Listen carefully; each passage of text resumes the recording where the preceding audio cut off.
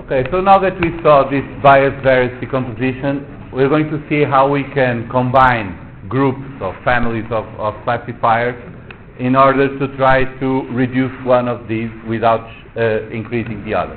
So either reducing variance without increasing bias or vice versa.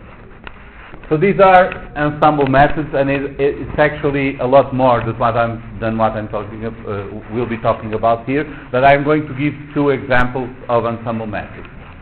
Bagging, or there is a variance called bragging, but it's basically the same thing, which helps us reduce variance and avoid overfitting by reducing variance and without increasing bias, and boosting, which I'm going to give the specific example of stamping, which is a method of combining very simple classifiers, which are strongly biased but have less variance, and overcome the problem of their bias and build a more powerful classifier without increasing the variance. So let's start with the general idea. The general idea here is that instead of training one classifier to solve our problem, we're going to train a family of classifiers and in some way combine them and obtain then a classification given by the family of classifiers. So this is the idea of ensemble methods, combining groups of classifiers. We're going to talk about bootstrap aggregation, which is bagging, called bagging often, and this technique uses bootstrapping to resample our training set. We train a large family of classifiers or regression functions in those replicas, and then we average the predictions in order to reduce variance. So we generally start with something that overfits, but then we train a big family and average the predictions to reduce variance. Boosting is a different method of combining classifiers, in which we're going to create a linear combination of weak classifiers that tend to be highly biased and not perform too well. But this linear combination of classifiers overall is much better at classifying than the individual classifiers that we use. So we basically, by training this linear classification, we can reduce bias without increasing variance too much. So let's start with bagging, or bootstrap aggregating. We're going to use this bootstrapping technique, resampling, to generate replicas of our training set. Then we're going to train the model once per replica to generate a large family of hypotheses, either regression functions or classifiers. And then we're going to aggregate the output of the model. For example, for regression we can average the output. For classification we can do a majority vote. And I'm going to show examples of both. So let's suppose that we have this data set and we want to do a regression here, and we're going to create a large number of replicas of our polynomial regression by using the same code for creating the replicas. So we have the training set and the indices for the test set. We're going to use this bootstrap function on our data to create the replicas. And now notice here this underscore. This is conventionally in Python what we use when we don't care about that value. So this is something to throw away. So in this case, all we want is the training set for the replicas, because that's what we're going to use to train our ensemble classifier. And at this point, we don't care which values were left outside, because we're not doing that bias variance decomposition. We're just training different hypotheses in the different replicas. So now I'm just going to create here a set of x values to plot the different polynomials. And then the predictions will start at 0, but now for each replica I'm going to fit the polynomial curve to that particular replica, and I'm going to predict the values for all those points. So I'm going to have all those different predictions, and then I'm going to average the predictions to get the mean values for all those polynomial curves. And this is the result that we have here. So from our initial data set, we create random replicas that were sampled with reposition. So we have some points are duplicated, some points are missing. For each of those replicas, we get a very different polynomial curve when we fit. So this happens because we are using a high degree polynomial. We have a very large variance in this model with this high degree. But then we take the average value of all the polynomials throughout the curve. And we can see that for most of the curves, the average performs much better than each individual polynomial. Because by using the average, we are reducing the variance of our models, and at the same time, we are not increasing bias. We're just averaging the results. Another approach is to use the median instead of the mean. So we do exactly the same thing, but then instead of computing the mean, which is more susceptible to very large outliers, we use the median value. That is the value that splits the set into two equal parts, greater than that value and smaller than that value. So if you use the median, it's even more robust in general, and this variant is called bragging instead of bagging, but it's the same idea. We're going to aggregate all these different hypotheses computed on the different replicas with bootstrapping and use that aggregation to reduce variance. We can do the same thing for classification. So in this case, we have a support vector machine, and we're going to create the replicas for bootstrapping. And there is a bit of code here just to show how I plot these things into dimensions. So basically, the idea is that I'm going to create a mesh with the x values and the y values. So these are two-dimensional matrices with all the combinations, which together make all the combinations of x and y values. And then I'm going to train for each replica my function on each of the training sets, on each of the training replicas.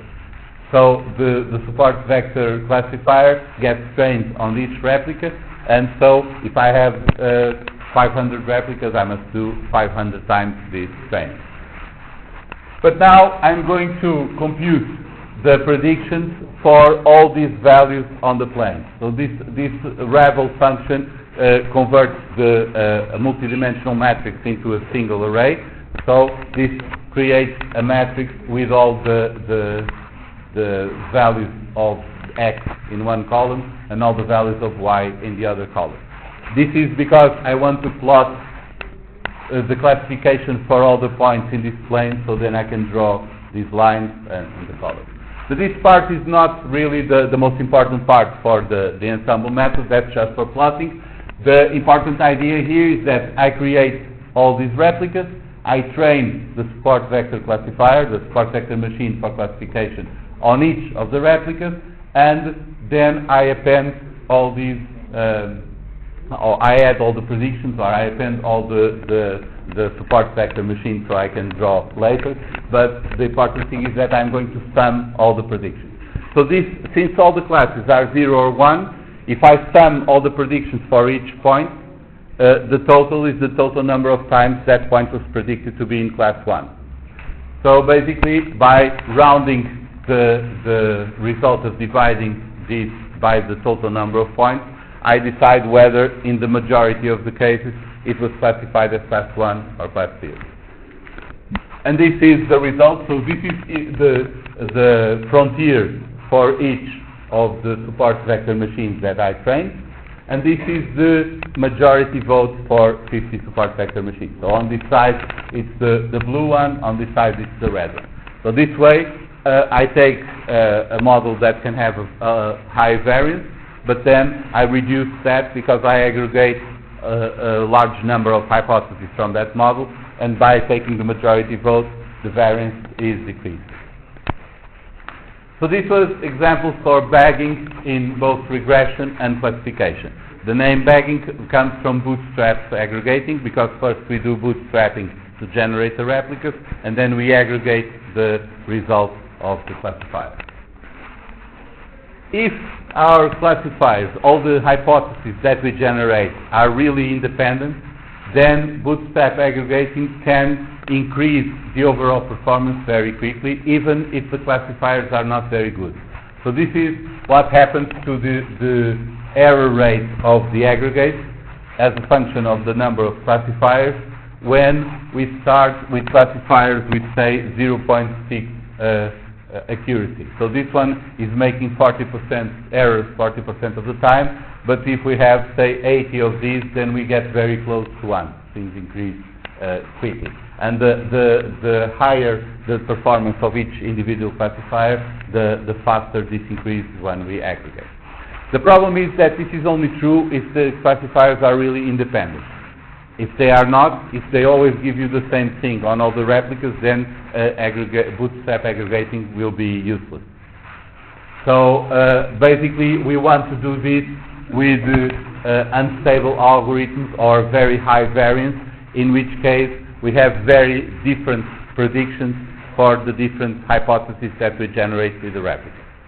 So basically, if you have very high variance or very unstable algorithms, you can benefit from training different classifiers with replicas using bootstrapping and then just averaging the results or taking the majority vote. Note, however, that if you don't have this condition, let's say you have something that is strongly underfitting, is very biased or something like that, then this won't work because all the classifiers will make the same error, and when you average everything, you still get exactly the same error. So this is only good when you have very unstable classifiers, very high variance, and you reduce that variance.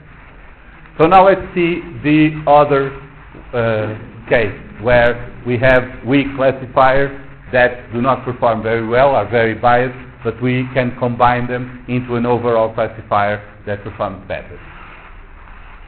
This is the general idea of boosting. We need to have classifiers that the requirement is simply that they do not have an error rate more than 1/2, which is actually a very basic requirement because it will be a bit silly for a classifier to make mistakes more than 1/2 of the time, because then we just use the inverse of the result and we get a better classifier. So we're going to combine them. We're going to make a linear combination of these classifiers. Each classifier is going to have a specific weight. We're going to sum all of the results multiplied by the weight of each classifier, and that will be our final result, our boosted classifier. For other boosts or adaptive boosting, we're going to start by initializing the weight of our data sample, of our training set. They're going to be the same for all the points, so we can assign to each of our data points one weight of 1/n, where n is the total number of points we have in the training set. And now we're going to minimize the weighted error. So this indicator function is simply 1 when our prediction for point n is different from the true value of point n, and 0 if it's the same. And we're going to add all those errors, so each time there is an error, this one counts as 1, but we're going to multiply each one by the weight given to the point, to each point, for that particular classifier.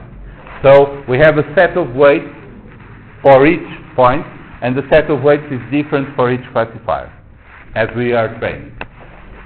But now we're going to compute the next weight for the next classifier from the error of the current one. So we start with one classifier, we start with the weights all equal to 1/n, we compute the error of this classifier, the weighted error, and we compute this overall weighted error, which is simply the sum of those values, and then normalized by the sum of the weight for the point.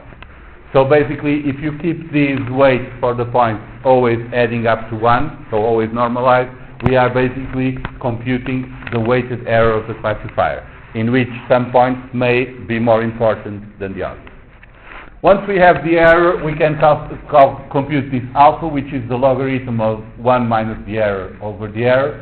Note that in the original paper in 2003, this was actually 1/2 that value, but this 1/2 tends to be irrelevant overall, and you can see in Bishop's book there is a more detailed derivation of these equations to show you how that 1/2 disappears. But basically, if you look up the internet or the literature, you can find two different variants. For instance, in your textbooks in Bishop and in the other one, the algorithmic approach one, you find this formula. But if you look over the internet or in the original paper, you have a 1/2 there. but that is not a significant difference. The idea is that we compute this alpha and then we recompute the weight for the point for the next classifier. So now each weight for the point of the next classifier will be multiplied by, or will be raised to the alpha if there was an error. So points that are mistakes in each stage, their weight is increased. If they are not mistakes, then their weights are not increased, and when we normalize the weight, they will have a lower fraction of the overall weight of the point. So basically what we're doing here is increasing the relative weight of misclassified points at each stage relative to what the other points, the ones that are correctly classified, are weighted. We stop when the error is sufficiently low, or 0, or if something goes wrong greater than 0.5, but this in theory should not happen. However, we are not making any assumptions about the classifiers that we're using. And the output is simply the sign of the weighted classifications for all these classifiers. So if we want to classify point X, we classify point X on all the different classifiers. Each one can output -1 or 1, depending on the class it points to. But we are multiplying each classifier by the corresponding alpha that we computed for that classifier. So we have this linear combination of classifiers, each with a different weight. So let's see how this works. We can use this decision tree classifier, which is a decision tree with only one level. So if you recall decision trees, we select different attributes, and for each level we select an attribute, a cutting point, and we decide to classify on one part, on one side or the other, depending on the attributes and the point we chose. If we use a decision tree classifier with a maximum depth of 1, this means that there is only one decision. This is called a stump, because it's like the tree when you cut away the tree and you only have the stump on the ground. So this is a very basic classifier, which consists basically on selecting the best attribute and the best value to split the data in two. We are only doing that. So it's a very weak classifier. It only does that. Selects one attribute and splits the data in two in the best place to do the classification. So for each of these hypotheses, I'm going to put a maximum there of 50. I'm going to train one of these stumps, a decision tree with a depth of 1, and then I'm going to compute the prediction for and the error for these stumps, and then compute this error, which is all the wrong predictions multiplied by the weight of the point. So the condition here for the classifier that we're going to use is that the classifier itself can also adjust the results depending on the weight of the point. So our classifier must be able to minimize the classification error multiplied by the weight for each point. But this one, the decision tree classifier, can do that. So after I compute the error, I can compute the alpha and then compute the weight for the next round. So the weight for each point for the next round. This is really merely the weight of the point raised to alpha times the error, and then normalize everything by dividing by the sum of the weight of the point, so that I don't have to do this part here when computing the error, because I guarantee that the weights of the points always add up to 1. So what does this do?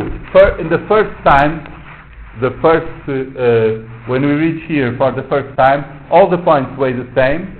We have a decision tree classifier with a depth of 1, which is that stamp is trained on the point, and it decides to split our data here. So it selects this attribute and this value, and it decides that blue is on this side, red is on this side.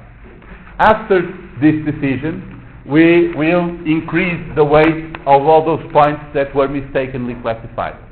So using the size of the circle to represent the relative weight, all these points here now weigh more, count for more in the error function than the other one. So the next time we do this again, so the second stamp will now try to split the data here, because these points now are weighting more. And when it does this, these will decrease because now they are correctly classified, but these will increase because they are incorrectly classified. So we keep doing this, and each time, since we are changing the weights of the points, the new stump that we train will look at a different place to try to classify correctly the ones that were more times misclassified. And as we do that, as we start combining all the different classifiers, each with its own weight, we start getting something that is a lot more complex than what one individual stamp would do. So this is what happens here in this loop. We keep training new classifiers. Note that we need to keep all these classifiers. We cannot throw them away. We need all the classifiers at the end. And we keep computing the outputs, which are the weights we're going to give to each classifier, and we keep changing the weights of the points by increasing the weights of the points that are misclassified. So this, over time, is what makes the classifiers point to those regions that had more mistakes previously, and eventually allows us to combine simple classifiers into a more powerful ensemble classifier. Not necessarily, because this, for instance, training level 1 decision tree is almost instantaneous. It just looks at each attribute and finds the cutting points where it maximizes it. Like decision tree, like instead of max up in 1, max up 10. But the idea is that you are making a boosting simple classifier, not a complex one. So this is this pays off when you use a very basic simple classifier. Okay? So when we want to classify, now we have a set of hypotheses, a set of classifiers, each one with its own weight. We simply compute the predictions for all of those, and we multiply each prediction by the weight of that classifier.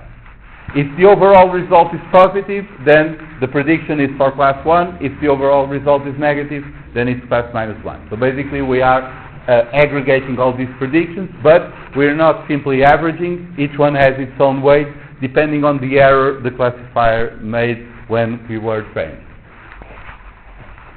So the idea here, we can also see this in a different perspective, as a very specific optimization of a linear combination of classifiers. So this is basically a sequential minimization of this exponential error. And sequential because at each stage we assume that all the coefficients for the previous classifiers are constant. So we are optimizing for the first one, and then the second one assuming the first one constant, and so on. So you can see this in more detail in Bishop's book, but this is just to get an idea of a more theoretical foundation for boosting, for other boosts. We have this function which is the weighted classification, but at each step n, we consider that all that come before are already fixed. So each step m, sorry. So basically what we can do is we can decompose this error function as one term contributed by those that are correctly classified and incorrectly classified. And then when we compute the derivatives to find the minimum of the function, we get the same expressions that we saw initially. So basically, if we are trying to minimize this step by step, we have this weighted error function and the value for the next alpha at each time. So the idea here, if you want to look at the details of the math, it's in the book, but that's not very important. The idea is that we can see other boosts as minimizing the error, that exponential error, of a classifier that is the linear combination of all those classifiers. So we are actually minimizing the error of the linear combination. The thing is that we are not minimizing everything at the same time. For each set of parameters, we are assuming that those that came before are fixed. And so we are doing this sequential minimization. This ends up being exactly the same algorithm as other bits. So, just to talk a bit about the first test next week, remember that you can bring one handwritten A4 sheet. I'm going to send an email to everyone with these rules anyway.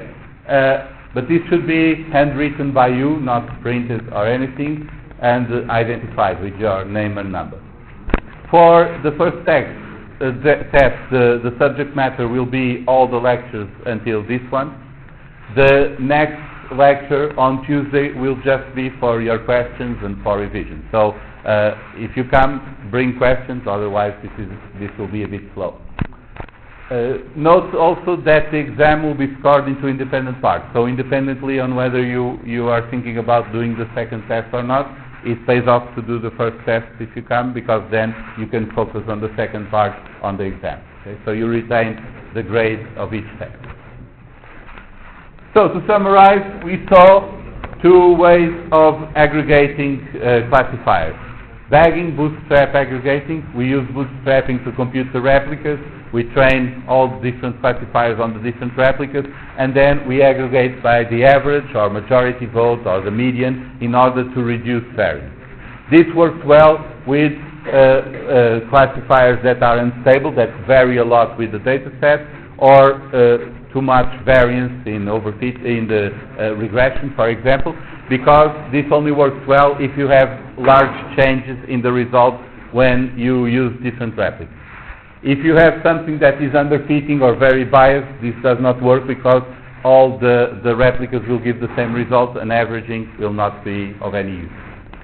Boosting does a bit the opposite. It helps you combine simple classifiers that may be highly biased, but this combination, since the classifiers have different weights and you train each one with weighted different weights on your training set depending on what happened before, the end result is a much more powerful classifier without sacrificing the low variance of your simpler classifier. So if you want to read more about this, there are some sections here that I recommend, and if you have any questions, we still have some time.